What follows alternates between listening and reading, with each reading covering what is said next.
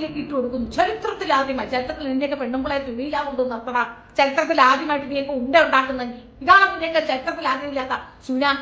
ഒരു പെണ്ണിനെ അയക്കത്തിട്ട് ചെയ്യുന്ന ചെയ്ത്ത് കാണുന്നില്ല, വൃത്തികെട്ട നാറികൾ. ഒരു അല്പം ഉളുപ്പ്, ഒരു മര്യാദ വേണ്ടായിരുന്നു. ഒരു പെണ്ണല്ലേ അത്. അത് പോയി ആ ശോഭയുടെ ബാക്കിൽ കിടന്നുറങ്ങുന്നു, വെള്ളം കോരി ഒഴിച്ചേക്കുന്ന കട്ടിൽ ഇത് മാറ്റി വേറെ ഇട്ട് അത് കോംപ്രമൈസ് ചെയ്യാൻ നിൽക്കുന്നു. അവൾക്ക് അങ്ങനെ ഒരു ദുരന്തം സംഭവിക്കാൻ നോക്കിക്കൊണ്ട് നിൽക്കുന്നു. വെർബൽ അബ്യൂസ് നടക്കുന്നു. ഒരുതരം റേപ്പിംഗ് ആണ് അവിടെ നടക്കുന്നത്. വൃത്തികെട്ട രീതിയിൽ പെണ്ണിനെ ടാർഗറ്റ് ചെയ്ത് ടാർഗറ്റ് ചെയ്യുന്നതാണ് നമ്മൾ കണ്ടുകൊണ്ടിരിക്കുന്നത്.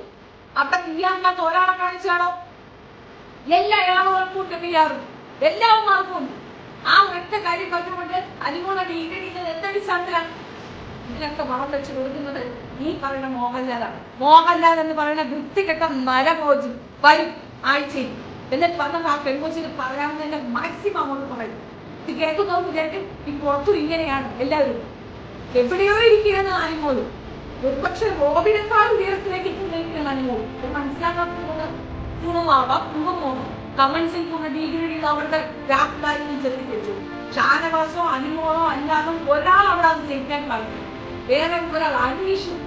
ഈ 3 വ്യക്തികൾ അവിടെ ജയിച്ചത് അത് കറക്റ്റായിട്ട് ഡിസിഷൻ കറക്റ്റാണ്.